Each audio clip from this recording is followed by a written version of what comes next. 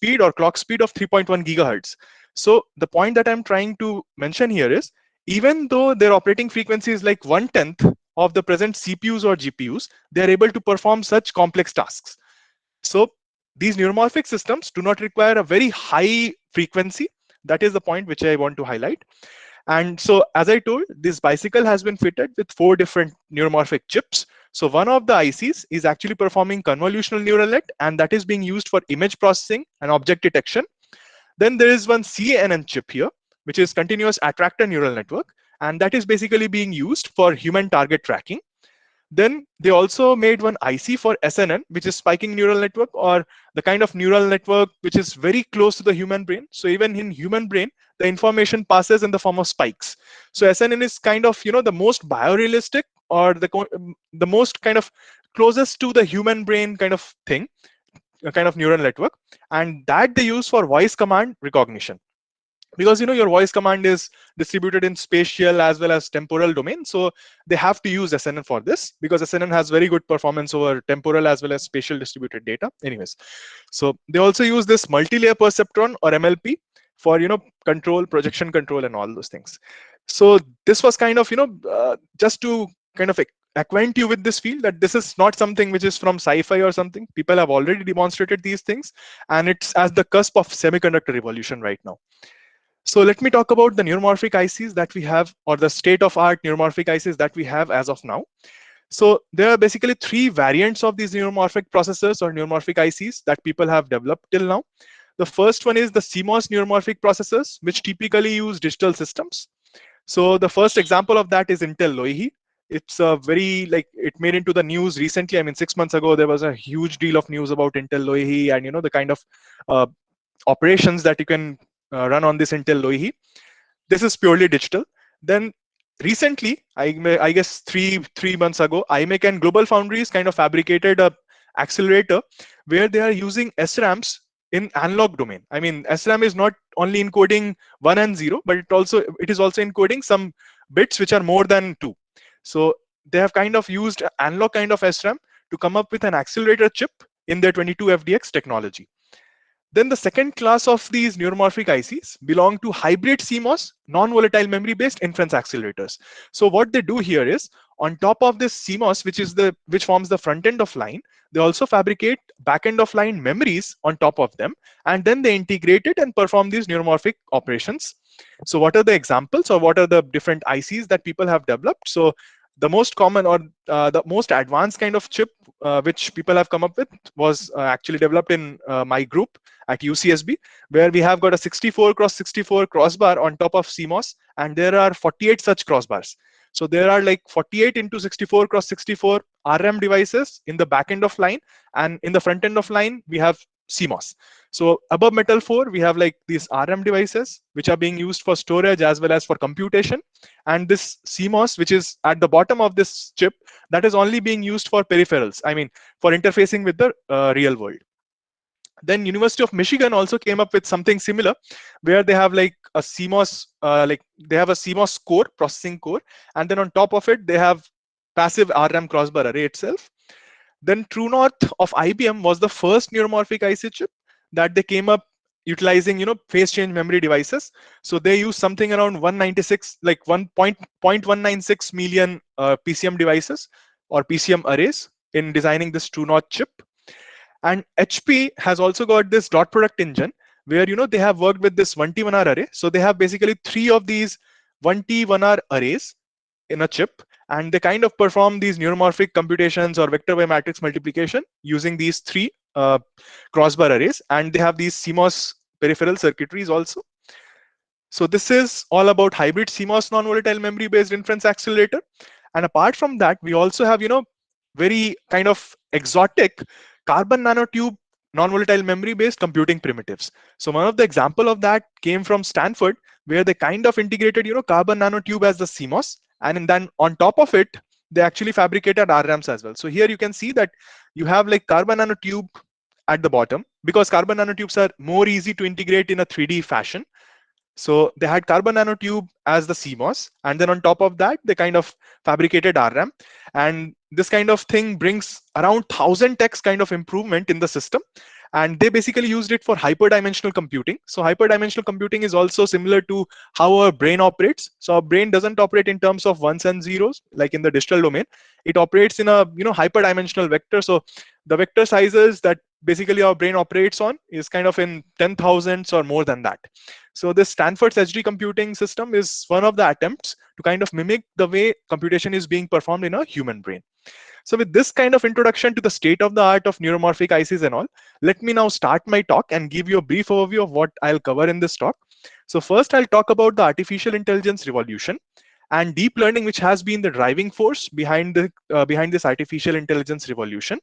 Then I'll talk about the need for non-von computing, why at all we need these neuromorphic systems and all. Then what exactly is neuromorphic computing? So there is a huge deal of confusion in the community as to what exactly can be classified as neuromorphic computing and what exactly is something which is non-neuromorphic computing. So that confusion also will be cleared along this talk. And then I'll also talk about the attempts which were made to emulate the human brain. Then in the next part of our talk, I'll just focus on a simple device, MIM cap kind of structure, which is known as resistive RAMs. I'll talk about its operating principle, and then I'll straight away come to the main theme of our talk, which is how to map the neural networks onto a resistive RAM crossbar array, and then how to train the neural networks on resistive RAMs, and what are the different hardware-aware training algorithms. So neural networks, you may perceive it as a totally software thing. So every algorithm that has been developed for neural network so far has taken into account only the software aspect.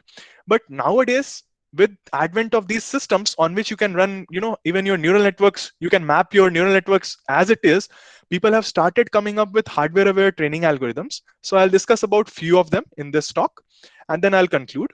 So needless to say, we are living in an era of artificial intelligence revolution. It has got multiple applications, and these applications have been rising rapidly. So the natural question that comes to our mind the moment we see this is, has India missed the bus? Or what is the status of AI in India? So let me tell you that no, India hasn't missed the bus. It is still in the race for AI supremacy, and there is a special dedicated component of Indian government's Niti Aayog, which is on National Strategy for Artificial Intelligence, hashtag AI for All, which is looking after the status of AI and implementation of AI on these neuromorphic computing systems and all. So India has not yet missed the bus. We are still in the race. So that's a good news for us.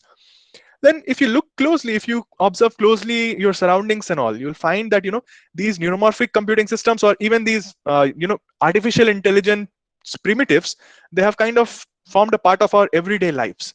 So we use Google, OK Google, Cortana, Alexa. Some of you who are rich may be using Siri on a regular basis. Also, people use these camera filters like Snapchat, FaceApp. But ever wondered whether these applications can work without internet or not? So the thing is, what you need is an active internet connection for these voice assistants or camera filters. And these voice assistants, I really love them because they give you very, I would say, humorous replies as at times. I remember when I asked Siri why am I still single, it told that you just look at the front camera and then you realize why exactly you are single. So they really give you very humorous answers, funny answers, witty answers. So but the thing that I want to convey here is, these applications do not run without internet. Why so? Because still the computation is being done on the cloud. So the computation is still being done on the cloud and not on the mobile phone itself. And that is the reason the moment you give it some voice command, it sends it via that internet to the cloud. And then the cloud kind of processes that instruction. It then comes up with some result and then sends back that result to display. And that is how these applications are being run right now. So your mobile processor is not capable enough to run these applications. So in order to run these applications, what we need is, we need a highly energy efficient and a highly area efficient neuromorphic processor, which is right now not available in your smart IoT devices. So that is the main goal, that looking ahead in the future, we want all these applications to run on your IoT sensor nodes, to run on your smart mobile devices, smart home appliances without the need of internet. You want them to get processed there itself, then and there itself. And it would also lead to revolution in remote sensing tasks. Like you have this remote agricultural monitoring, you have autonomous systems, you have those rovers, Mars rovers, and all those space kind of explorers, where you want them to work autonomously. You don't want to control them. So only if they can process the information that they're gathering from their surroundings on their own, they can kind of work autonomously. So that is the main goal. Going into the future, you may expect that all these applications would be performed on your mobile phones itself. And to your kind of to add to your knowledge, that the recent kind of Apple phone is coming up with a silicon-based neuromorphic processing engine, which will kind of handle Siri on its own. I mean, in the mobile device itself. So with this kind of introduction to artificial intelligence revolution, let me go ahead and talk about deep learning, which has been the driving force behind this artificial intelligence revolution. So here in this talk, I'll focus on a very simple, or I would say the most primitive example of a deep learning kind of component, which is known as a multi-layer perceptron or a classifier. So what this classifier does is, given any image to it, it will just classify which family this image belongs to. For instance, we know that this belongs to panda, this belongs to family of human, this belongs to family of tiger. So if you present to this network, which is a classifier, any of these images, it will just provide you what family it belongs to. So you may be thinking what these dots are, how are they connected? So these dots are basically neurons. So all these nodes are nothing but neurons, and all this connection between the nodes are synapses. And the basic operation that is being performed in any neural network is the vector by matrix multiplication of these inputs which are coming to the neurons with this synaptic weight matrix. So the basic operation that is being performed is a vector by matrix multiplication, in short VMM. So what happens is, we just perform dot product of xi and wij's and then sum it up before giving it to the next neuron. And what this neuron does is, it does nothing but, on top of this VMM, it just performs a thresholding function. That thresholding function can be a tanh function, it can be ReLU function, it can be sigmoidal function, or any thresholding function. So what exactly happens in a neural network is, so let us take the example of this classifiers. So what exactly happens here is, you have an image. So any image, consists of several pixels. So each of those pixels has got some intensity value, which corresponds to the light and intensity value. And it also may, if it is a colored image, then it may also have components such as RGB matrix. So if it is black and white, you will only have the pixel intensity. If it is a colored image, you will also have some RGB components. So it will have basically 3 different matrices of pixels. So let us just focus only on the black and white images, so that it's very easy for us to understand. So any image consists of several pixels. So the input to this neural network is nothing but the pixel intensity of the individual pixels. So let's say this image is consisting of 28 cross 28 pixels. So there are like 784 different pixels. So the number of neurons in the input layer will be 784. So there would be 784 such nodes here. And to each of these nodes, we'll provide an input which will correspond to the intensity value of 1 pixel. Suppose this pixel is mapped to this neuron, this pixel is mapped to this neuron, similarly this pixel is mapped to this neuron, and last pixel will be mapped to the last neuron here.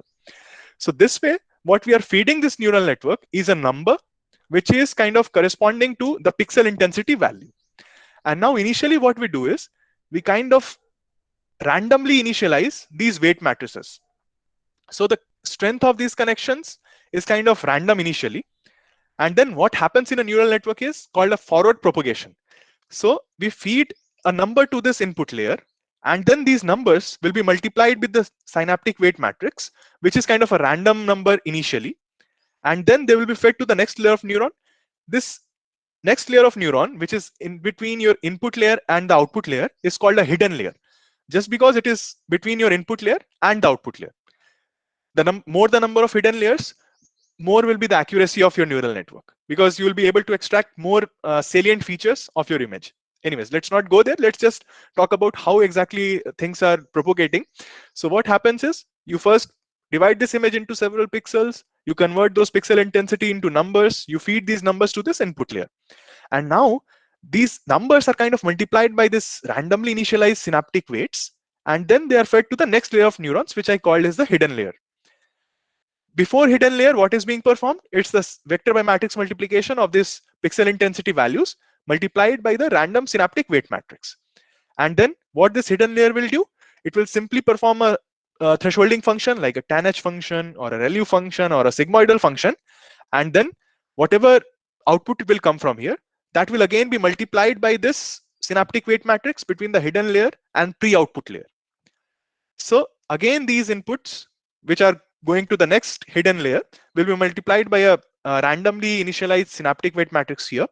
So just before this pre-output neuron, what we'll have is we'll have a vector by matrix multiplication, and then this pre-output neuron layer will again perform thresholding function. It will apply these functions on that vector by matrix multiplication value, and then it would again be sent to the next layer of neurons, which is kind of the last layer or the output layer. So the output layer will simply give you a label dash, which will correspond to which family it belongs to. Suppose that there are only 3 families. So how does this label works is, we'll say that this image is kind of attached to panda, which is label 1. This image is attached to human, which is label 2. This image is attached to tiger, which is label 3. So the moment you introduce this image into this network, the label dash should be 1. If you introduce this Mona Lisa picture to this network, the label dash should be 2. And if you introduce this tigress as input to this network, the label dash should be 3. So this is how a neural network works. But the accuracy of this neural network in classifying this image as panda, this image as human, and this image as tiger depends upon how these weights are tuned, or how these synaptic weights are tuned or kind of configured. So I told that initially we provide random weights, but that will give you a random kind of output. So your accuracy of neural network will be very low in that case. So how we increase the accuracy of our neural network? We kind of perform something which is called training process. So let us see what exactly is the training process. So in training process, what we have is we have a training set and we have a test set. So the training set of data consists of images where we know the corresponding label. For instance, here we know that this image belongs to panda, this image belongs to human, this image belongs to tiger. So here we know a priori. Is there any problem? Okay, so I'll just proceed. So we kind of know that this image belongs to panda, this image belongs to human, this image belongs to tiger a priori. And then what we do is we feed this image to this network with randomly initialized weights, and then we look at label dash. For instance, if we feed this image of panda into this neural network and this label dash corresponds to human, then we know that this label dash is far from the correct value, that is panda. So then what we do is we take the difference between the label and label dash. We kind of find a cost function which simply tells you how much this label or the original label is different from this label dash. And then we perform something which is called back propagation. And then we change these weights so that this label is as close to label dash as possible. So in short, what we are doing in this training process is we are changing these weights from their randomly initialized value so as to minimize the difference between label and label dash. So this process is called training, and the kind of algorithm people use for it is backpropagation, and it is based upon stochastic descent algorithm, which we'll discuss in the next slide. So as I told, what we do is we first form a cost function like a mean squared error function, which is simply label minus label dash whole square by 2. So the lower this cost function, we know the higher accuracy our neural network has. Now let us say that this cost, which is label minus label dash whole square by 2, is a function of just weights. So here I've written weights and biases. Let us just forget about the biases. Let us just say that the cost is function of weights, which I told that these are weights. So let us say that cost is just a function of weights. Now what we have to do in the training process, we have to update these weights and biases to reduce the cost. So let's say the cost is function of weights and the cost depends on 2 variables. Let's say V1 and V2. So the change in cost, by simple rule of algebra, you can see that the change in the cost del C is nothing but gradient of the cost with respect to variable 1 times the change in variable 1 plus gradient in the cost with respect to variable 2 multiplied by the change in variable 2. In short, the change in the cost is nothing but the gradient of the cost with respect to the variable times the change in the variable. Now, what is the variable here? The variable is the weight. So we can tune the weights. We have this capability to change this del W or del V. Now, the thing is, during the training, if we change the variable such that Del V is proportional to this gradient of the cost and negative in sign. What this will lead to is, this will lead to a negative cost every time. So if we ensure that our del V is proportional to del C, that is the gradient of the cost, and it is negative to that, then what happens to the change in the cost? It's always negative, because this term over here, mod of gradient square, is always positive. So this gives you an insight how to change your weights. So you have to calculate the gradient of the cost with respect to weights, and then you have to change the weights such that the change in the weight is negative in sign and proportional to that gradient of the cost with respect to your weight. That is all what this gradient descent algorithm means. And this way of changing your cost always leads to climbing this hill downstairs. I mean, you are just climbing down this hill. So if you have an energy kind of spectrum like this, or an energy landscape like this, if you change your del V, or if you change your motion, or this can also be related to your displacement. So if your displacement is such that it's always negative to the sign of your gradient, then you're making sure that you're always going down the hill.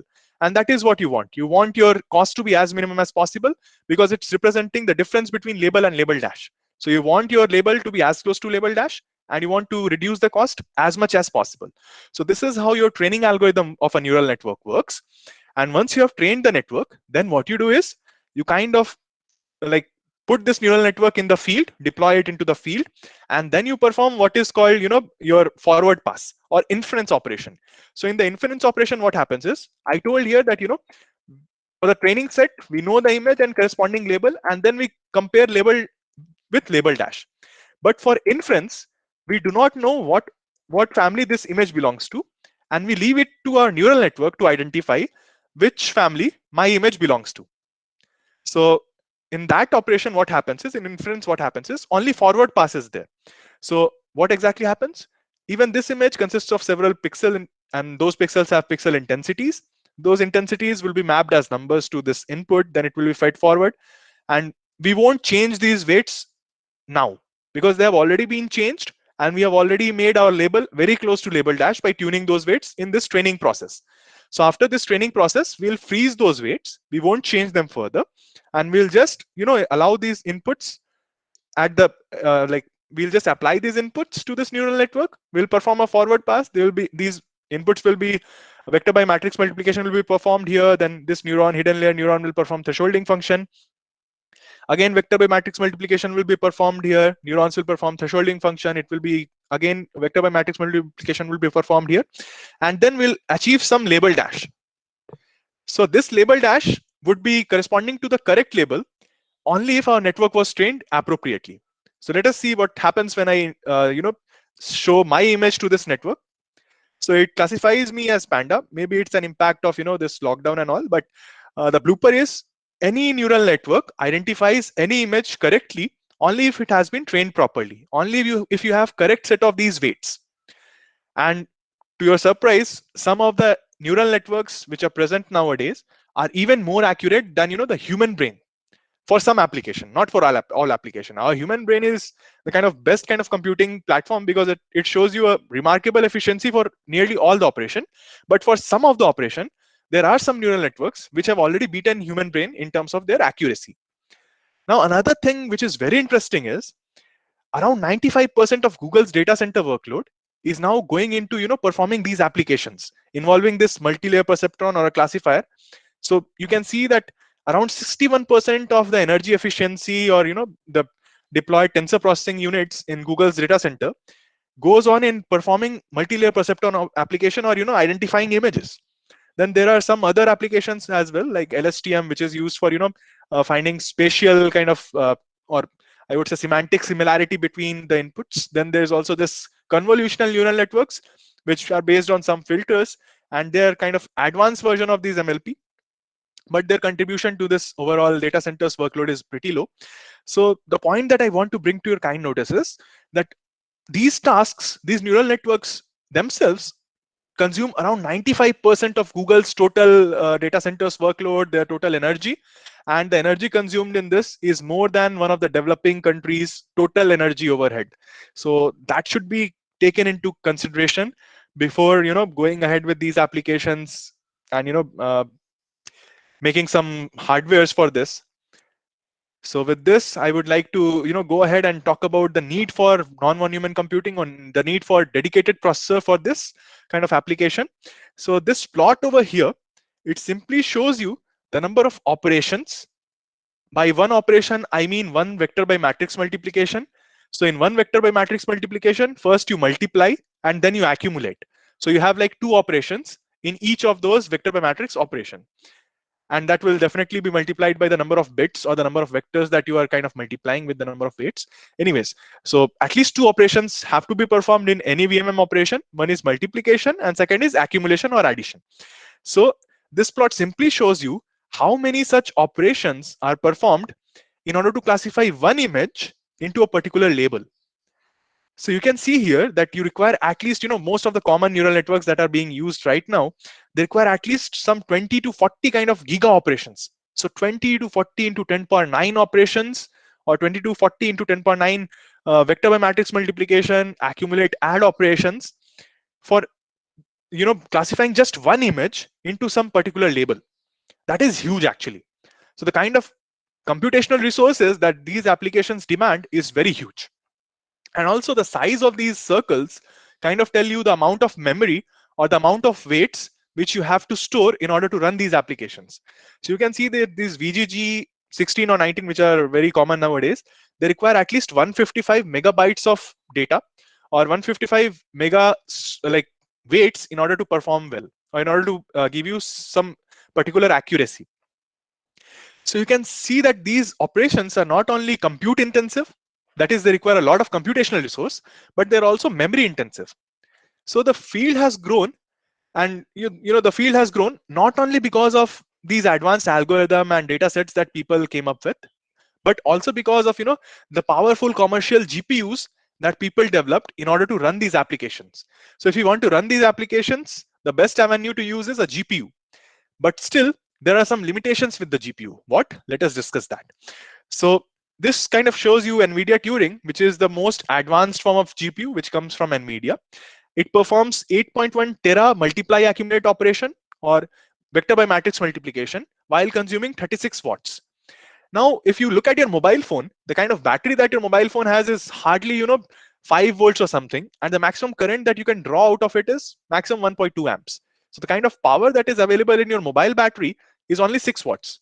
So with that kind of power, you cannot actually run these kind of GPUs. And what is the reason for this energy inefficiency? So in your GPUs, or even in your conventional CPUs, they are inherently von Neumann architecture. So in von Neumann architecture, what you have is your memory is a separate processing, your memory is a separate block, and your processor is a separate block. And anytime you have to perform any computation, data has to be transferred across this data bus connecting your memory and processor. The moment memory access is performed, you not only add to the latency, but you also add to the energy consumption. So because of this, the von Neumann architectures are inherently inefficient in terms of energy. For instance, let us say that you want your computer to add two numbers. Then how the computer actually performs that addition is, those two numbers are first fed into some memory location. Then the processor fetches that data from the memory. So the processor fetches the data of the two different numbers. It brings it to the processing unit. Then it performs whatever addition or subtraction you want those numbers to perform. And then again, it will store it at some particular memory location before showing you the result. So even in your addition operation of two simple numbers, the memory was fetched thrice. So you can think about how many times these memories will be accessed when you are performing something of the sort of some giga operation, and that too on hypervectors, or that too on some vectors and some matrices. So this is the kind of limitation why you cannot use these GPUs, or why you cannot have these GPUs on your phones, or your kind of tablets and all those things. Still, you can have it on your laptops because your laptop battery is way powerful than that, but that will drain your laptop's battery too much. So Google also tried to came up with something which is a custom ASIC, or a custom digital architecture, which they named as Tensor Processing Unit. And this is something which they have been using in their data centers. So a TPU can perform 92 tera vector by matrix multiplications, consuming 40 watts, sorry. So although they were able to improve the number of computations that it can perform, the power levels increased actually. So they kind of increase the computation per watt, but overall energy dissipation or overall power kind of increased. So what this kind of system uses is it kind of tries to place your memory as close to your ALU as possible, or the processing unit as possible. So you can see here you have several cache just in the neighborhood of your ALU, and then all of these caches are also connected to the DRAM. So in this kind of architecture, you minimize the transmission of data between processor and memory, because you are keeping the processing unit very close to the memory. And this kind of architecture is called near memory computing. So you must have heard these terms now. So there is something which is called in-memory computing, and there is something which is called near memory computing. So this is an example of near memory computing, where your ALU is very close, placed very close to your memory or the cache memory. So academia came to the rescue, because this 40 watt is still too high to be used in any IoT device, any wireless IoT sensor nodes, or any other smart IoT device. So academia came to the rescue. They came up with these digital inference accelerator ASICs.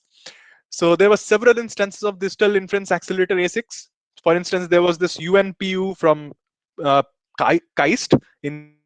There was this sticker from MIT. There was this LNPU, which was an advanced version of UNPU from KAIST itself.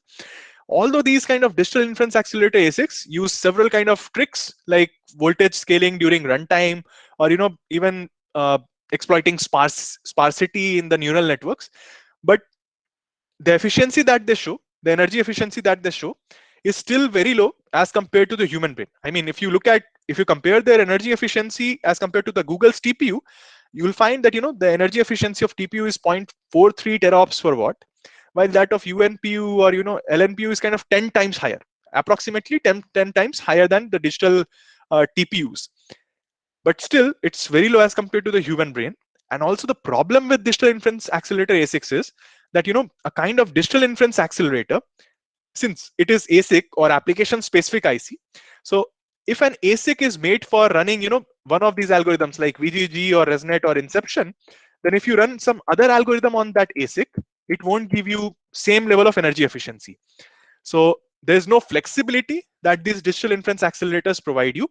So if you have made a digital inference accelerator for running one particular algorithm, it will accelerate only that algorithm. If you try to run any other, so let's say you have made a particular IC for voice command recognition using SNN. Now, if you try to run, image processing, or if you try to run image recognition algorithm on the same processor, it cannot be used for that. So it's not like your general purpose CPU. And still, what I told even earlier, its energy efficiency is very low as compared to the human brain.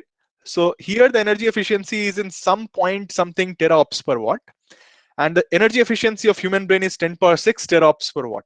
So you can see that there is a difference of 6 orders of magnitude, which is huge, and that difference actually leads to all these developments which I'll be talking about later in these slides. And what is most exciting is that this vector by matrix multiplication is the most common operation in all the neural networks. So if somehow we can accelerate this vector by matrix multiplication, we can accelerate all these neural networks, and we can come up with a general purpose inference accelerator. And that will kind of form the motivation behind all the kind of ICs that I'll be discussing and all the kind of works that I have performed so far. So let us talk about neuromorphic computing first. So before going into neuromorphic computing, let's understand some points about human brain. So your human brain is a non-von Neumann architecture. Here, memory and processing are not separate blocks, but they are happening at the same place at the same time. So for instance, you are now listening to the talk. Some amount of this information is being stored in your brain, and at the same time, you are also able to comprehend it. You are also able to understand few part of it, hopefully. So in human brain, memory and processing both are happening at the same place at the same time. And it's not like you have two different kind of blocks for performing memory and for performing processing. And there are like 100 billion neurons, which forms the kind of basic computing primitive inside your human brain. And each of those neuron is connected to other neurons with the help of synapse. So each neuron is connected to like 100 to 1000 neurons, which are in their surrounding. So total, there are like 100 trillion synapses in just 2 liters of space in your human brain. And the most amazing part of this is that it consumes only 20 watts of power for a day's operation. So it takes a power which is even lower than this Cisco LED. Isn't that amazing? And another fascinating part about human brain is you may understand that everything in this world is kind of based on electron conduction mechanism. Your electricity that flows in your house, it's also based on electron conduction mechanism. You turn on your mechanical switch, the bulb lights up immediately. However, in your brain, it's not the electrons which are responsible for conduction, it's ions. And ions basically move via diffusion. And you must know that ion diffusion is a kind of slow process. So this ionic conduction mechanism inside the human brain is a very slow process, and the frequency of spiking or the frequency of this image information transmission in the human brain is in some kilohertz only. So even operating at a frequency which is something like kilohertz, the brain is able to perform so great. So that is why people say that human brain is the most fascinating machine that people have ever come up with. Now, what exactly is neuromorphic? So neuromorphic is something which is inspired from the brain. So we take inspiration from some of the principles of the human brain, like how human brain performs vision, how auditory responses are being processed in the human brain, and then we try to mimic those operations using our knowledge of VLSI and nanoelectronic devices. So it's not something which has to be confused with emulating the brain itself. We cannot emulate the brain in any case with the current levels of technical know-how. So there have been instances which I'll talk later. So neuromorphic is simply taking inspiration from brain and making circuits or devices which emulate those kind of blocks of the human brain, and not emulating the human brain itself. So there have been instances where people actually tried to emulate the brain activity as well. So one of the most famous experiments, I will try to explain it to you. So this figure here shows you Riken-Cake supercomputer in Japan. So it's right now the fourth largest supercomputer in the world. So just to brag about its capabilities, it has got like 0.7 million processors, and it has got 1.4 million GB of RAM. So in terms of memory, it's only able to emulate 1% of the human brain, that is 10.4 trillion synapses. So what people did was they tried to emulate human brain's activity on this kind of supercomputer. So it took 40 minutes to simulate 1 second of 1% of brain's activity on this kind of supercomputer. So you can just imagine this supercomputer occupying a huge room and taking 40 minutes to simulate 1 second of brain's activity. How much amount of energy would it have consumed? So the kind of energy that it consumed was close to 1 megawatts, which is significantly high. And the brain takes only 20 watts for 1 day's work, and you divide it by number of seconds in a day, you will get to know how much power the brain takes for the same activity. So the difference between the efficiency is huge. It's mind boggling that your human brain can perform so much just with limited amount of energy. So going by the trends, if you were to simulate human brain's 1 day behavior, it will take 6.5 years to simulate it on this kind of supercomputer, fourth largest supercomputer. So what's the reason behind this? The reason is, the brain is not digital. The inherent architecture of the brain is not von Neumann, it's non-von Neumann. So in your brain, there is something which is called in-memory processing. So as I told, the information is processed and stored at the same point. It's not like you have two different blocks like memory and processor storing things and then processing it. So this is the reason why your human brain performs so better, and the reason why digital systems cannot actually reach the levels of human brain. So what is the way ahead? I mean, what can be done to achieve such level of human efficiency of human brain? Let us go towards the analog domain, focus towards how computation can be done in analog domain. So let us go and talk about this cross point arrays, which is kind of the most biologically plausible VMM implementation. And this is not new. So in 1980s itself, Professor Carver Mead from Caltech, he came up with these kind of cross point arrays. So what happens in this cross point array is you have these rows. So the inputs are encoded in terms of voltages and then applied on the rows. And then in between these rows and columns, you have an adjustable conductance. So you have adjustable conductance here, you have adjustable conductance here. So at the intersection of each of these rows and columns, you'll have these adjustable conductance. And the best part of this kind of a cross point array, if you encode your weights in terms of these adjustable conductances and encode your inputs in terms of voltage which is being applied to this row, then Ohm's law takes care of the multiplication. So the current flowing through this part of the circuit is nothing but V times G. it's V by R or V times G, right? So the Ohm's law takes care of the multiplication. So the current that flows here is V times V in 1 times G11.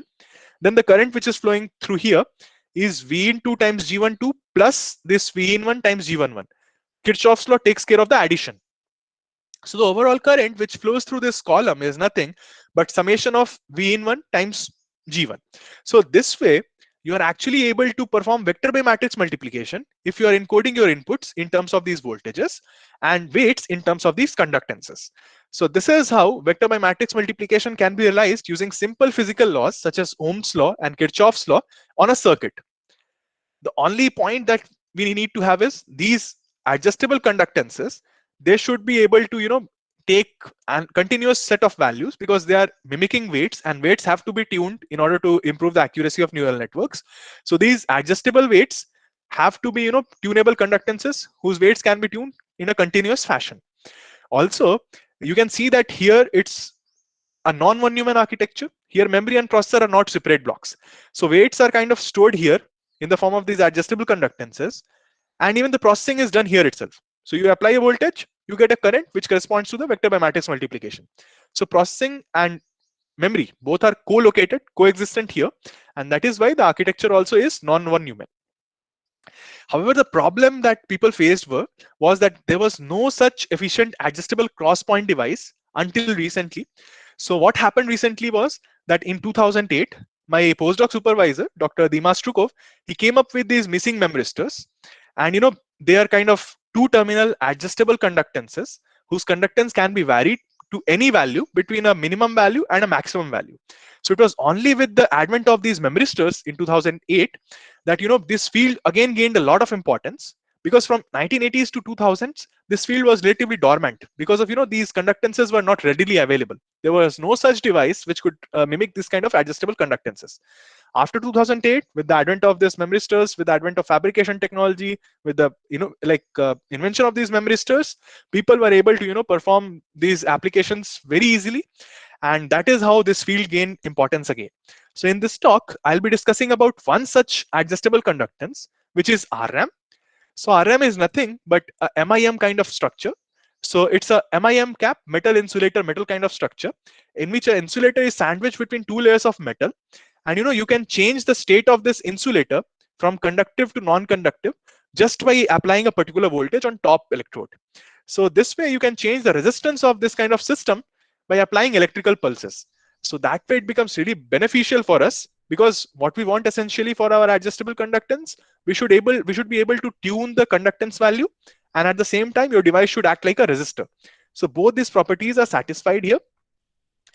And yeah, so it exhibits the tunable conductance states, and then it can show different stable levels between a minimum level and a maximum level. So this is the characterization that I performed on UCSB crossbar arrays. So I'll discuss about these crossbar arrays in the next slide. What exactly are these passive arrays and all those things. But here I just want to emphasize on this point that this device can take different this device can be programmed or tuned to different conductance levels between this 2 microsiemen and 32 microsiemen. So 2 and 32 microsiemen are kind of its minimum conductance level and maximum conductance level, and in between those two conductance level, I could easily program them to intermediate values, and then you see they retain their value for a long period of time. So I have shown only 1 second, but if you extrapolate it using high temperature measurements, you can see that they will be stable even after 10 years of operation.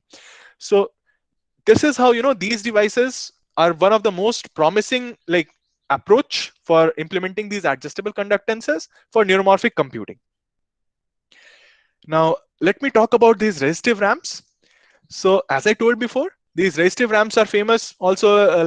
You may have heard different names for it: RRAMs, RERAMs, aux ramps, memristors. So they are known by several names. So these are metal insulator metal kind of structures. So it's just an insulator, it's just a capacitor in which the insulator, which is sandwiched between the two metals, can be switched from one state to other, or it can be switched into different intermediate states as well. So it is available in two flavors. One is 1T 1R, one transistor, one resistor, or one selector, one resistor kind of configuration, and second is passive crossbar. So let me discuss what exactly is 1T1R, what exactly is passive crossbar. So 1T1R is something which is shown on your left. So in 1T1R, what happens is you have a RM device or a MIM cap on the top of the drain of a MOSFET. So you can see here, it's a MOSFET, and on the drain of a MOSFET, which is your copper interconnect, you have HFO2 and then PT. So this stack of PT, HFO2, and copper, this kind of forms, a RAM. So you have RAM stacked on top of the drain of a MOSFET. Here, the advantage that you get is the current through this MOSFET is the same as the current that flows through this RAM, right? Because the drain current is actually flowing through this RAM because they are in series. So you can control the current that is flowing through this transistor by applying a particular gate voltage, and by just having this control knob of gate voltage, you can also tune the current that is flowing through your RM device. So that's the advantage that this 1T1R gives you. However, the thing is, what is the density of it, or what is the area that this kind of structure occupies on the chip? It's same as the area of a MOSFET. So area wise, it's not that area scaling wise, it's not that favored. Other configuration, which I showed you even earlier, is the passive crossbar configuration. So in passive crossbar configuration, what you have is, what you see here is the lines going from left to right, they are your top electrode, and the lines which are going from top to bottom, they are your bottom electrode. So at the intersection of each of those top electrodes and bottom electrodes, that is each of these horizontal lines and vertical lines, you have a RAM. So it will be very easy to visualize using this diagram. So what I told was that things going from left to right is the top electrode. So this is your top electrode going from left to right. And then going from top to bottom, you have your bottom electrodes. So these are your bottom electrodes which are coming out of the page or out of your computer screen. So at the intersection of these top electrode and bottom electrode, like here and here, you have MIM kind of structure. Whereas in between, you just have a MI. There's no M. So only at the intersection of this top electrode and bottom electrode, you have RM devices. Apart from that, you don't have any RM devices. And the kind of area taken up by these RM devices is just, the area of overlap between these metal electrodes. And metal electrode area can be reduced to even 3 nanometer cross 3 nanometer. And people have actually shown working memristors with dimension close to 1 nanometer cross 1 nanometer. So that is the level of scalability that you can get with the help of these passive crossbar arrays. However, in case of 1T1R, your area or density is limited by the size of your transistor. So that is one problem. However, the disadvantage of this 1T1R or 0T1R structure is that, here you had this gate voltage as a control knob to, precisely control the resistance state or the conductance state of this RAM. However, you don't have any such knob here. So here there is a problem of leakage and all, which I won't be discussing here, but there is something which is called sneak path leakage. And that is a big problem with these crossbars. So tuning these crossbars is a difficult process, as I shall also discuss. Now, how basically a RAM works is, you start with a metal insulator, metal kind of structure, which is in its pristine form or virgin form, as we call it. And then what we do is we pump in a lot of current through this device, or we apply a high voltage on top electrode to achieve soft breakdown. So this RM device kind of acts like a Frankenstein's monster. Now you have to pump in a lot of current in order to make this device active. So what happens is, once you apply a lot of stress, or once you apply a lot of voltage on the top of this, on the top electrode of this device, there a soft breakdown happens. And in soft breakdown, what happens is, conductive filament or oxygen ions kind of get attracted towards this top electrode, and oxygen vacancies kind of connect your top electrode and bottom electrode. So these oxygen vacancies or defects are created as a result of the soft breakdown process when we apply a huge stress on top electrode of this RAM. And then because there is something which is connecting your top electrode with the bottom electrode. Earlier it was an insulator, so it was providing you a very high kind of resistance. But now, since there is these defects and vacancies which are kind of connecting your top electrode to the bottom electrode, the resistance of this RM device significantly reduces. Now this device is kind of available to you, and you can now work with that. Without forming process or without this stressing process, you cannot make this device to work. So now this Frankenstein's monster has been activated. Now you can use it for applications. So how you can tune the resistance state now? So now let us say that we have this kind of configuration of vacancies where it is connecting your top electrode to the bottom electrode. Now, if you apply a negative voltage on top electrode, what happens is, since these oxygen vacancies are positively charged, they'll be attracted towards this top electrode, and some of them will leave this interface, bottom interface, and then come towards the top electrode. So the moment that happens, what exactly happens is you kind of uncover an insulator region between this top electrode and bottom electrode, and as such your resistance increases further. Now, if you again apply a positive voltage on this top electrode, since these are also positive, some of them will be repelled from the top electrode and go towards this bottom electrode, and then this conduction filament will again be formed and the resistance will reduce significantly. So, the moment you apply stress, you achieve soft breakdown, you perform this forming process, you can now reversibly switch the insulator state from conducting in the LRS or the set state to HRS or the reset state, where you uncover a kind of gap or an insulator region between this conduction filament and the bottom electrode. So this is how you can kind of achieve resistance modulation in case of RMs. And this filament growth and dissolution is typically controlled by applied pulse magnitude or width. That is, it is basically controlled by the amount of energy that you're giving to these vacancies. It's dependent, like the movement of these vacancies is kind of dependent upon the energy that they get from the external environment, and that you are providing with the help of pulses. So your pulse amplitude as well as pulse width both can modulate the resistance value of this RM device. So what is so good about this RM?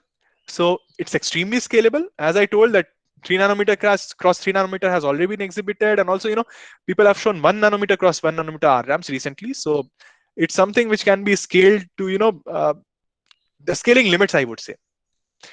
Then the best part is it can be tuned to any intermediate level between a minimum state and a maximum state. And how people do that? They use a process which is called program verify algorithm. So here what I have shown is the kind of programming behavior of a RM device. So here how we program it is, we first apply a programming pulse, then immediately we apply a read pulse to see where exactly our device has gone. So let's say we are currently at this 7 microamps or 7 microsiemens of conductance, and we want to go to this 15 microamps or 15 microsiemens of conductance value. So how we do it is, we apply these set pulses, we apply these positive pulses, because we know that if we apply positive pulses, then what we'll do is we'll kind of repel these vacancies towards this, and we'll kind of reduce the resistance or increase the conductance. So if we want to increase the conductance, we'll apply positive voltage to the top electrode. So we'll apply positive voltage and then we'll read the state of the device. So we first applied this positive voltage, we read the device state, and we find that, okay, it hasn't reached 15 microsiemens yet. Then what we do is we apply a set pulse with even higher amplitude. So we reached this point after this read.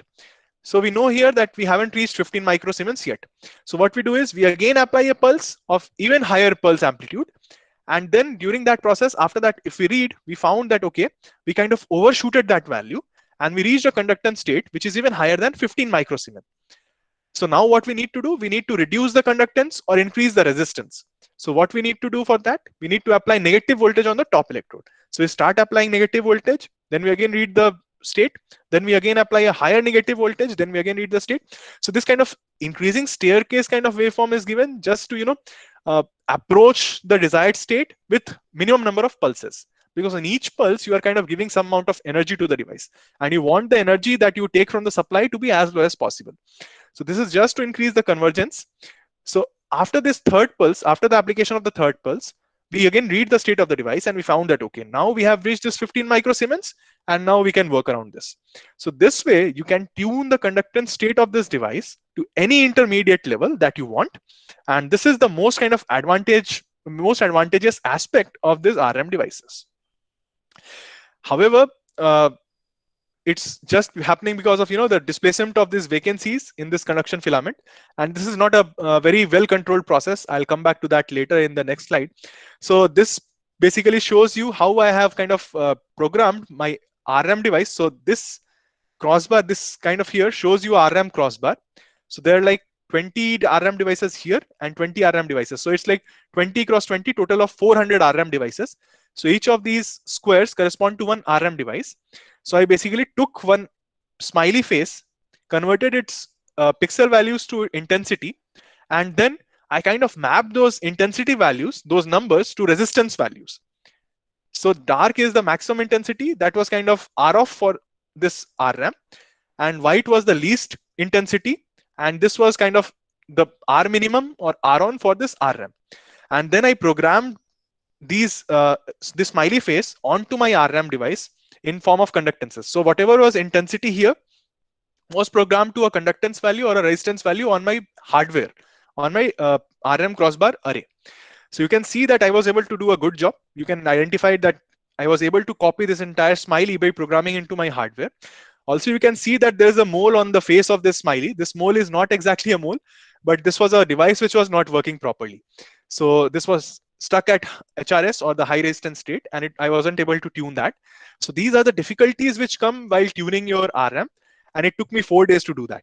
So it's very difficult to tune these devices, because passive crossbar RMs do not have that kind of tunability which 1T1R kind of gives. So that is the reason why tuning this is difficult. Other advantages of RM, that they can retain their intermediate states till 10 years of time or even more than that, which is the industry standard. And it shows a very high switching frequency. So you can switch your RRAMs with some nanosecond of delay.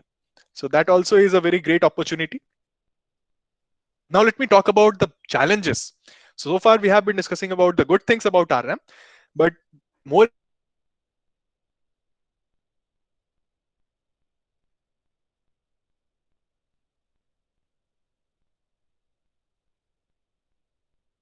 depends upon displacement of these vacancies from top electrode to bottom electrode and vice versa. And this is not a very deterministic process. So you are giving some energy to this RRAM stack, and then which of the vacancies will absorb more energy, which will get displaced, this is something which is highly probabilistic. And because of that, there is a huge stochastic behavior. And that is one of the major reasons why, RRAMs have not been able to, go into the industry. So you won't find any RRAM chip on your mobile phones or laptops or any other thing. Only reason being that the variability or the extent of variability is huge. So the all the devices. So here what we did was we measured the set and reset threshold voltages of the RRAM devices in one array. So these kind of show you the distribution of different devices on the same array. So you can see that the threshold voltage actually follows, or the reset threshold voltage actually follows a kind of Gaussian distribution across the array. So if you apply same voltage to different devices on the same array, you won't get the same values of conductances. Also, not only amongst different devices, that is not only spatial variability, it also exhibits a temporal variability. So if you apply the same voltage over different cycles, the kind of change in the conductance that you will observe would be different. Obviously, it would be within a particular error limit, but it would be different. So this kind of temporal and spatial variability that RMs exhibit makes them unfit for memory application. If at all you have to use it for memory, then you'll have to use a very huge error correction circuitry, which is not feasible actually nowadays. So people haven't been able to utilize this for memory application, but because of these exciting opportunities that this RM device gives you, people have been able to exploit it for neuromorphic application, and it is one of the most promising kind of device, especially this passive crossbar array. It is one of the most promising kind of candidate for neuromorphic engines in the future. uh, one reason being that these neural networks can also work with some amount of variation. So if you talk about the precise computation, like 64-bit computation, 32-bit computation, which is being done in your computers, RMs cannot do that. You can tune the resistance state of RMs only till 8 bits. So with this program verify algorithm that I discussed, you can achieve 8-bit of computation with RMs. Beyond that, you cannot do it. And most of these neural networks work fine, I would say way accurate, till 4-bit of precision. So even with 4-bit precision, you can work fine with these kind of devices, but only for this neural network application, not for precise computation. That's kind of a blooper. Anyways, so let us go ahead. So first we saw that it has got a huge amount of spatial and temporal variation, just because the conduction filament formation and dissolution, that is highly probabilistic process. Then it's the sensitivity to noise is huge. Let's say there is one defect or one trap in between these two, in between this vacancy and this bottom electrode. So commonly used oxide thicknesses are 3 nanometers.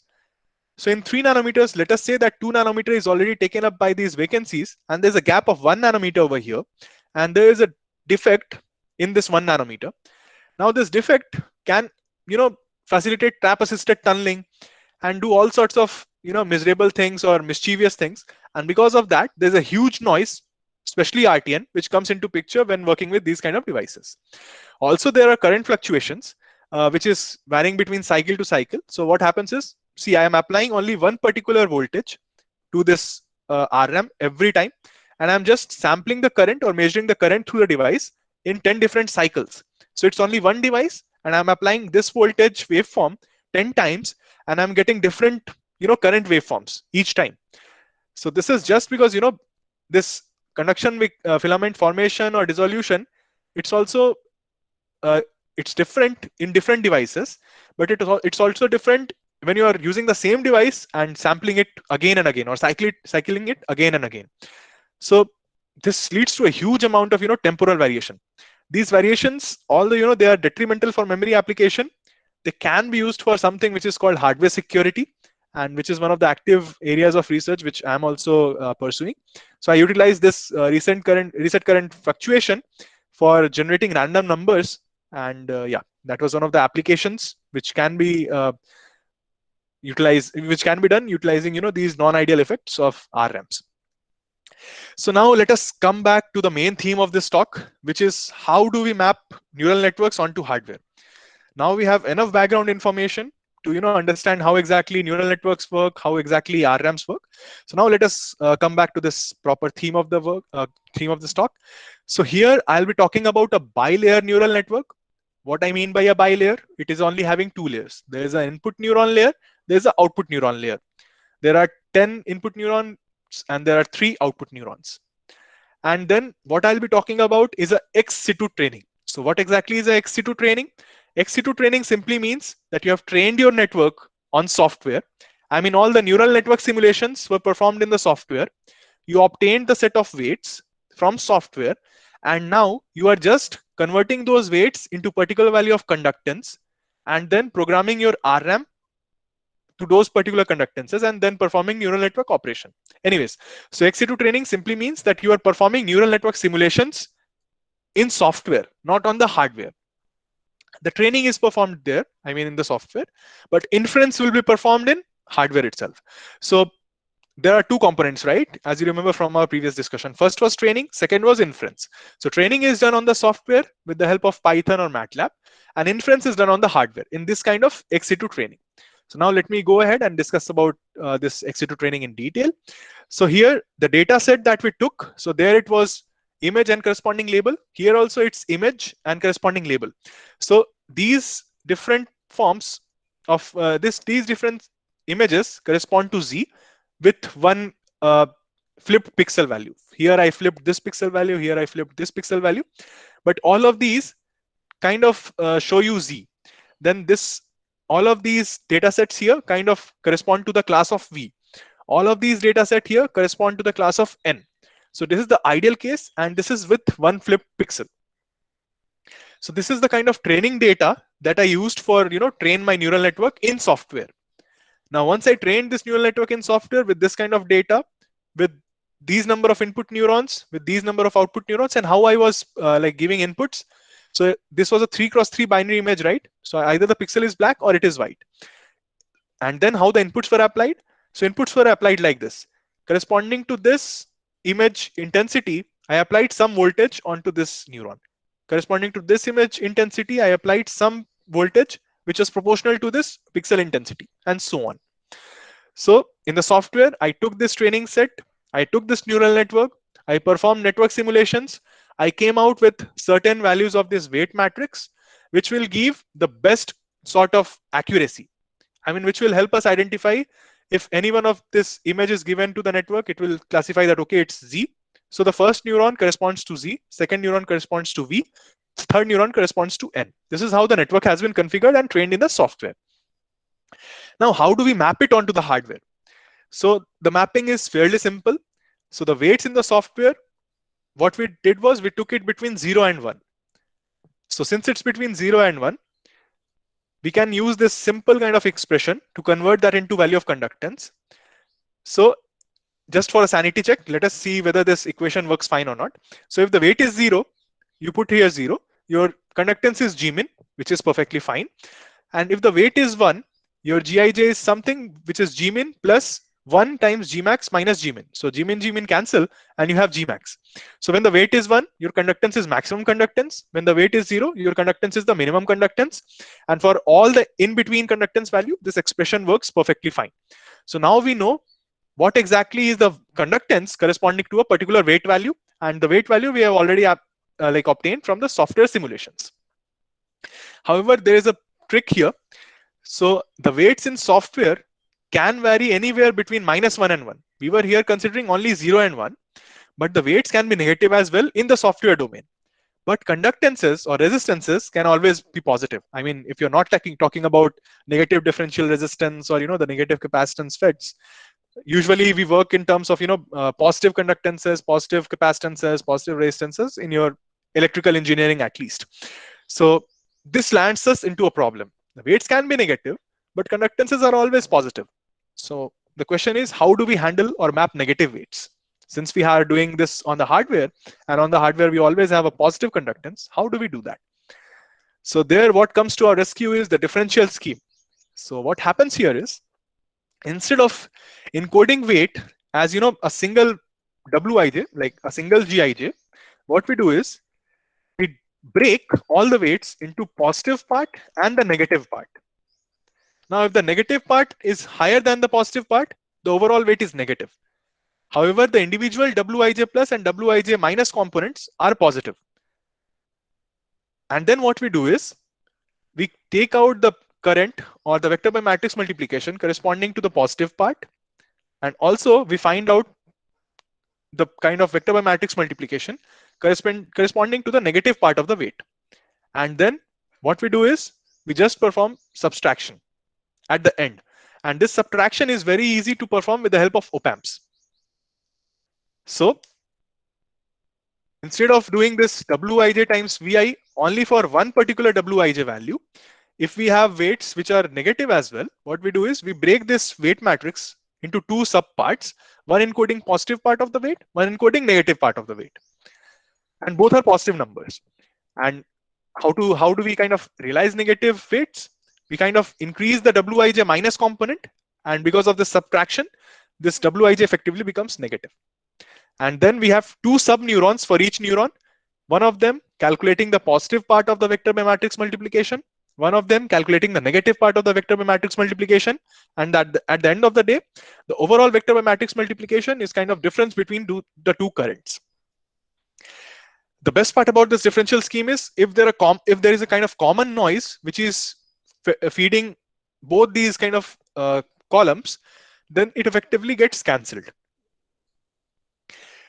Now let us see how basically we have implemented this on the hardware. So this RRAM crossbar is very similar to that cross point array that we showed there. So here at the intersection of each of these rows and columns, you have adjustable conductance. At the intersection of each of these rows and column electrode, you have a RRAM. So you have RRAM here, you have RRAM here, you have RRAM here, you have RRAM here. So this G11 corresponds to this. And now since we told that we are using differential configuration, so this G11 is broken into two different subweights, G11 plus, G11 minus. So G11 plus is mapped here, G11 minus is mapped here. And then the kind of current which flows through this is simply V times G. So here we have mapped the positive parts of all the conductances, and here we have mapped the negative part of all the conductances. So the current that flows here is Ij plus, because it is kind of taking into account only the positive parts of the conductances. The voltage that we are applying is the same because the rho is kind of going through all these RRAMs. The rho voltage is kind of going through all these RRAMs. And this column, since we have encoded negative conductances, negative part of the conductances here, so this is kind of encoding the negative part of this current. And at the end of the day, what we do is we have an op-amp over here. This op-amp just performs, the subtraction operation, and then that overall thing gives you the neuron output. And how are we applying these voltages? So as I told that we have this pattern. So if this pixel is black, we apply a positive VR here, positive V read voltage. If this is white, we apply negative V read. Again, this is white, we apply negative V read. Then it is then it is black 3 times. So we apply plus VR, plus VR, plus VR. Then it is minus VR, minus VR, and then it is plus VR. Let us just neglect the biases. Biases are just to improve the accuracy of neural networks further. So this is how we map the inputs and the conductances as two subconductances in our neural network. So these neurons, these two columns kind of encode the neuron 1. These two columns encode the neuron 2. I mean I2 plus minus I2 minus encode neuron 2. And the last two columns, I3 plus minus I3 minus, that kind of encodes neuron 3. Now this is kind of the accuracy which you get. So let me explain this curve to you. So what happens is, if you present to this network, so what exactly we have done is, we found out these G11 values from software simulation. Then we programmed it onto our crossbar in the form of a positive part and a negative part. And then depending upon the pattern, we are just applying these read voltages and looking at the current which is coming out of these columns, right? So now if we apply any of these patterns in the first row, what happens is, the current that is coming out of this first neuron, that is the maximum.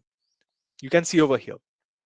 So if you apply any of these patterns in the first row, the first neuron current is the maximum current. If you apply any of any of the values, any of the patterns from this second row that corresponds to image of V, the second neuron, which is shown by red, or I2 plus minus I minus, that gives you the maximum current. If you apply any of the inputs from this class of N, that is any of these patterns, the final neuron, or I3 plus minus I3 minus, shows you the maximum amount of current. So this way, depending upon the current, or just by measuring the current, you can know what image, or whatever image you applied to this network, what class does it exactly belongs to. And this was the first hardware demonstration of any neural network using RNNs, and it got published in Nature. Now, can we map even complex neural networks? So this was a simple neural network, 2-layer neural network. We just had an input neuron, we just had an output neuron. Can we also have something which is more complex and which is more practical? So yes, we can do that. So now I'll be talking about a neural network with one hidden layer and its implementation. So here we are taking one hidden layer. So we have like this input layer, we have like a hidden layer, then we have an output layer. So we'll have two we'll have two weight matrices, one connecting the input layer to the hidden layer, which is represented by this, and one connecting your hidden layer to the output layer, which is represented by this. So there would be two kind of crossbars which we'll have to involve, one which would store these weights and another one which will store these weights. So here also the network is XC2 trained, and the kind of training set that we had is very simple. It's similar to that, with the exception that here we have like 16 different neurons, because it's a 4 cross 4 pixel. Everything else remains the same. How we read it, how we apply the inputs, how we like apply the how we separate the weights in terms of positive part of the weight and negative part of the weight, everything else remains the same. So this is how we trained it on software. Here also it's XC2 training, and then we found out the best values of these weights which were giving us the maximum accuracy, and then programmed it onto the crossbar array. So the kind of structure that we made was something like this. So why do we include a hidden layer? A hidden layer just helps you to learn more delicate features or improve the accuracy of your network. Since there are two of these weight matrices now, we require two different crossbars. And what we do, we find out these weights from training in software. Then we encode these values as the difference in the weight between this G plus and G minus. And then what happens? It goes through this op-amp, and then this again goes to the next layer of neurons. So here we find out these weight matrices, programmed it onto these crossbars, and then simply applied these inputs. Like if 0 was there, or if like pixel intensity was 0, or the image was white, in pixel was white, we applied minus VR. If it was black, we applied plus VR here. Sorry, here, yeah, we applied it here, and then it was just propagated forward. And then at the end of the day, we had like 4 output neurons which were corresponding to the class of A, T, V, and X. So the main thing that I wanted to like emphasize was, as many weight matrices you have, as many crossbars you'll require to kind of realize more complex neural networks. That's it. So this was the kind of circuit, or I would say PCB board kind of configuration that we developed for realizing this neural network.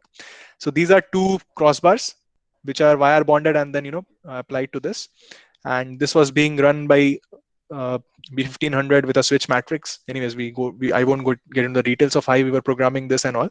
These are some analog switch matrices which we kind of developed onto this PCB. Anyways, so this was the kind of setup which we used for giving the experimental demonstration of this kind of neural network. So this here shows the kind of accuracy. So if you apply any of these patterns corresponding to class of A, you see here that the neuron which corresponds to the class A gives you the maximum output, or the maximum voltage or maximum current. Similarly, if you apply any of the pattern corresponding to the class of T, it's the T neurons which are giving you the maximum output. Similarly, if you apply any input corresponding to the pattern V, it's the third neuron which is giving you the maximum voltage or maximum current. If you apply any input corresponding to this pattern X, however, you see that most of the times it's neuron X which is giving you the maximum value, but there was a huge smearing. I mean, many times it was other neurons also which was giving you higher outputs. So this kind of leads to inaccuracy, or I would say a loss of confidence in the neural network. And this is what is classified as accuracy of neural network. So here the accuracy degraded to 81.2%.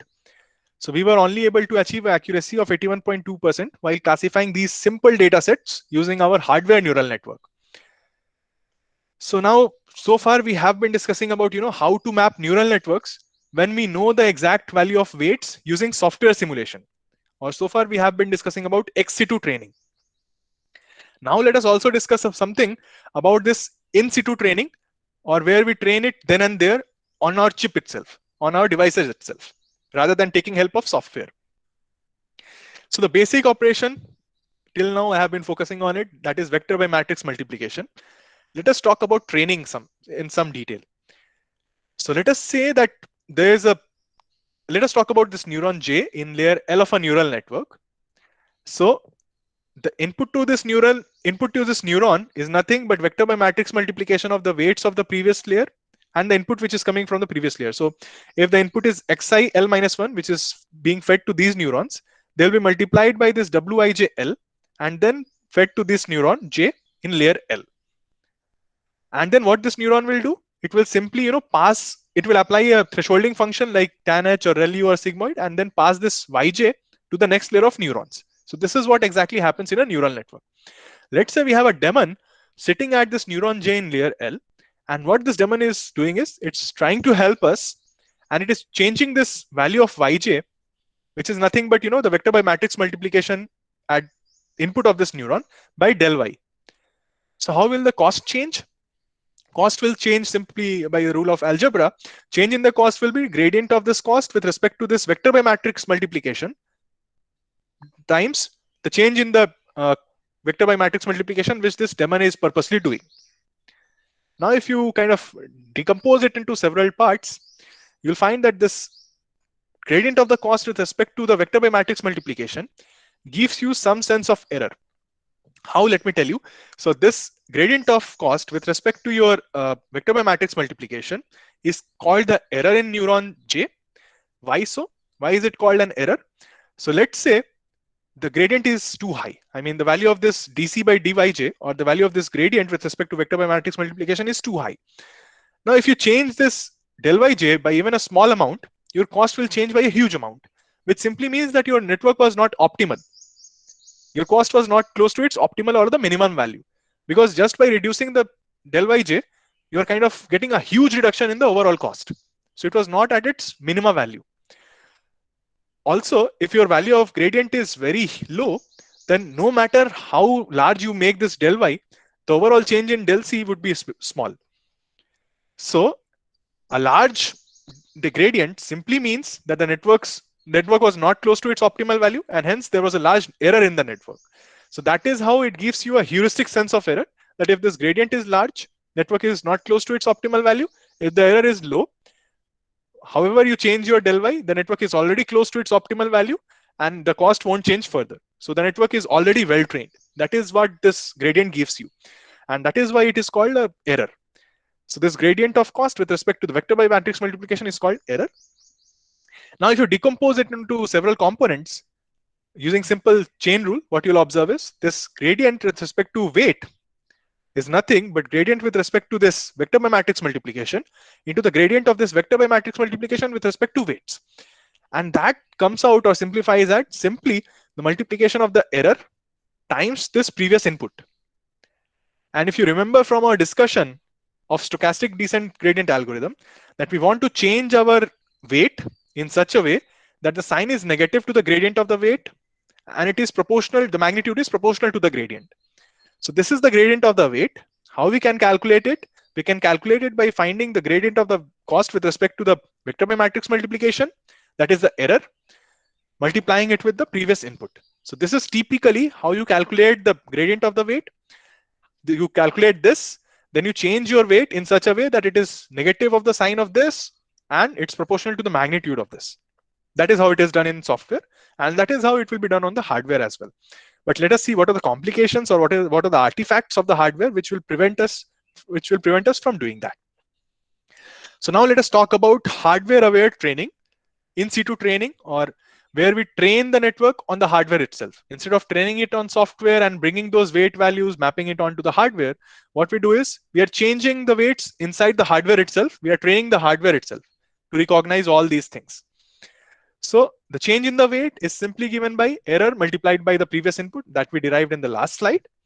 So we'll be using this concept itself. So what happens exactly is there are two kinds of training method. One is called stochastic mode of training, where what people do is they feed one input to this neural network, then they find the value of error, then they multiply it with the previous input, and then they change their weights after application of each of these inputs. That is called stochastic mode. Second one is called batch mode. So in batch mode, what people do is they apply one input, they have this, they calculate this value of error times previous input and they store it somewhere.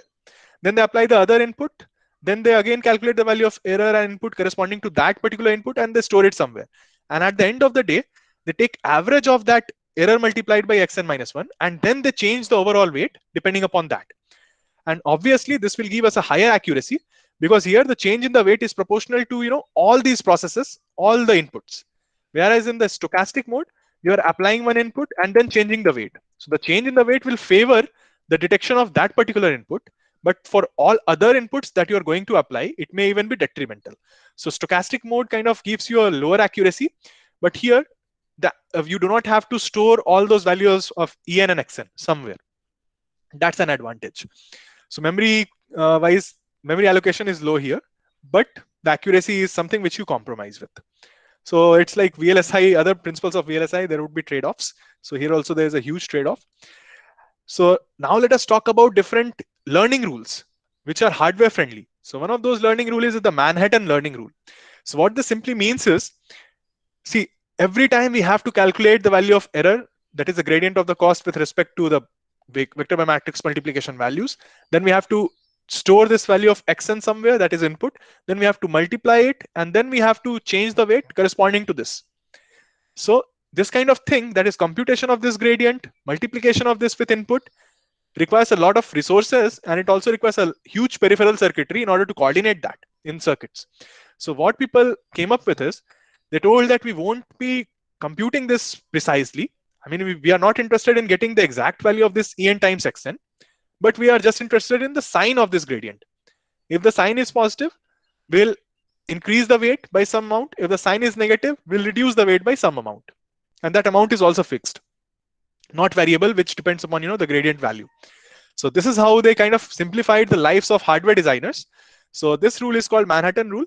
So what it simply means is, instead of looking at the exact magnitude of this gradient value, we're only interested in its sign.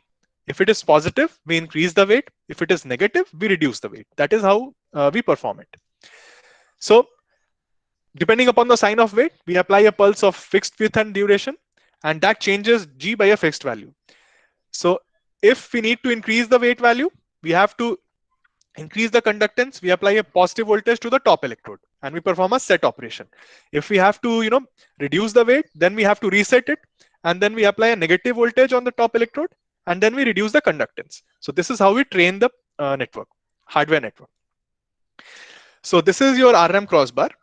Let us say that we calculated the sign and we found that, sign of the delta W is positive for these two, then it is negative for these two, then it is positive for these two, then again negative for these two, positive for this, and negative for this.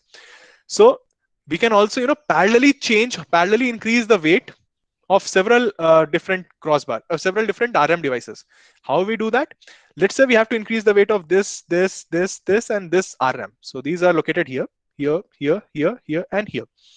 So we apply a V right by 2. So this is the top electrode. So we apply a V right by 2 here, positive V right by 2 over here, and we apply minus V right by 2 at all the bottom electrodes of the RMs, which we want to, increase the weight. So the effective weight or effective voltage falling across this RMs would be VW plus VW plus VW plus VW plus. Why we are using VW by 2? Because if we use VW, then all of these RMs in this column will face this VW, and all of the conductances will increase.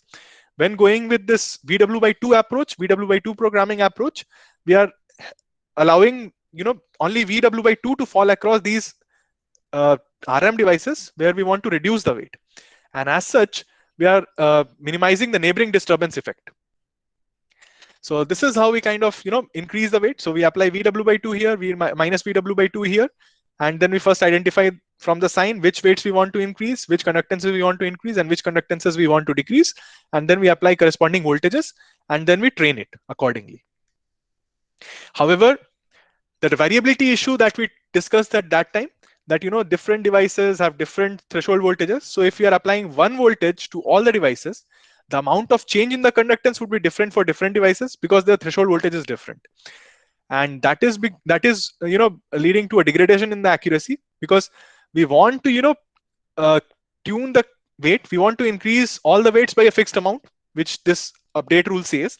But just because of this variability in the threshold voltage, we won't be able to do so. But at the same time, we are sure that the conductance is increasing somewhat. So this network performs well even when in situ trained.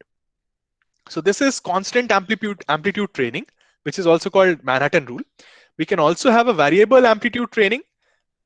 How we can do that? So in variable amplitude training, we'll calculate the exact value of the error, which is nothing but the gradient of the cost with the vector by matrix multiplier times the previous input. We'll store it in the peripheral circuitry, and then we'll apply voltages corresponding to error value and the input value across the RM. How? Let me show that. So let's say this is your RM array. You have these different RMs, and let's say we have to increase these values of weights, which are dark green. Or let us just focus on these value of weights, which have to be decreased, like this green one, this green one. So these are the weights which have to be decreased. So now how we decrease those weights? So we apply a voltage across its ends, which is proportional to the log of the input and log of the error. So here we apply the log of input. So we store this input somewhere on the peripheral circuitry. We have a circuit which performs log of that, and then corresponding to that value, we convert it into a voltage using a DAC, and then we apply it here. And here at the column, what we apply is a voltage which is proportional to negative of log of error. So error also we calculate in the peripheral circuitry. We convert it into logarithmic value, and then we again, with the help of a DAC, we apply a voltage to this column, which is proportional to negative of log of that error. So the effective voltage that falls across this device is nothing but log of x1 minus of log of e1. So log of x plus log of e, by simple chain rule of logarithm, it becomes log of xe. And now here comes the physics. The physics of RM is such that the change in the conductance is proportional to the exponential of the weight, exponential of the voltage that you apply across it. So your change in the conductance is proportional to exponential of the voltage. What is the voltage which you are applying with this kind of configuration? It's log of xe. So what would be the change in the conductance? It would be exponential of log of xe. That is simply x of e. So you want your weight to be changed by a number which is proportional to x times e. And here you got that. Just by encoding your voltages in terms of logarithmic value of this error and the logarithmic value of this input.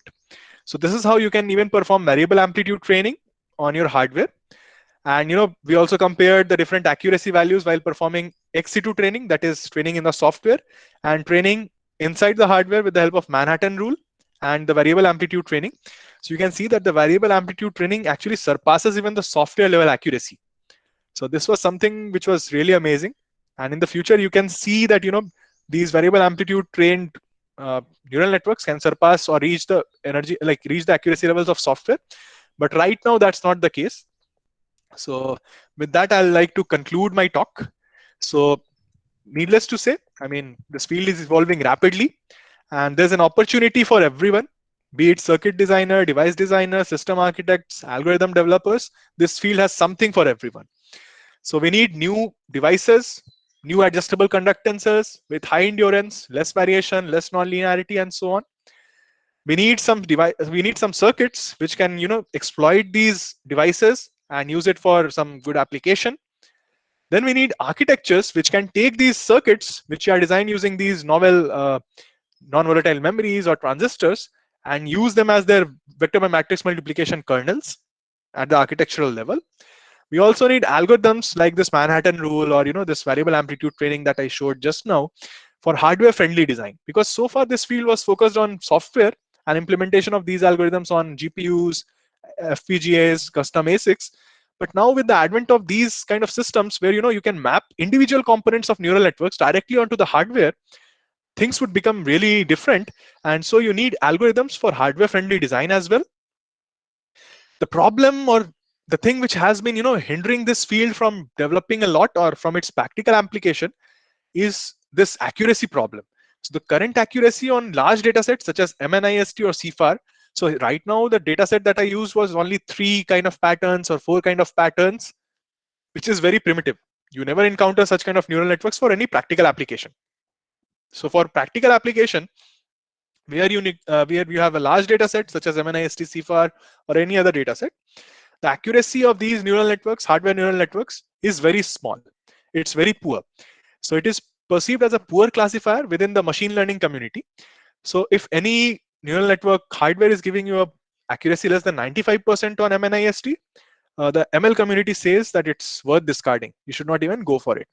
But at the same time, the kind of energy efficiency that these devices give you, these neural networks give you, is close to 10 power 3 teraops per joule, which is like 10 power 3 times or 3 orders of magnitude higher as compared to your digital systems.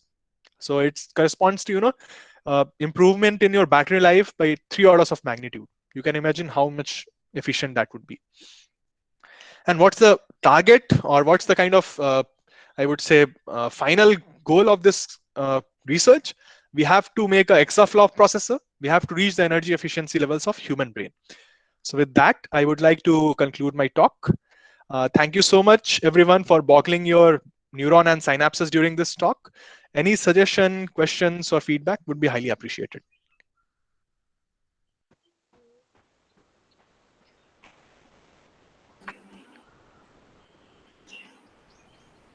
Thank you so much, sir, for this wonderful lecture. Thank you. So this lecture, in this lecture, you have highlighted the revolution in artificial intelligence that is taking place all around us, and why there is a need of non-von Neumann computing so as to decrease the data transfer cost. And also, you have discussed about the working of RRAMs in great details. You have focused what are the challenges in working in RRAMs, as well as we have discussed the mapping of neural network to the hardware. So by taking the example of in situ mapping and ex situ mapping, so I hope this talk is importance to the students and researchers in the present field of computing. So it was a delight to hear your excellent talk, and we wholeheartedly thank you for this wonderful talk. So participants can ask their questions. So I would request all the participants, if they have any questions, they can ask.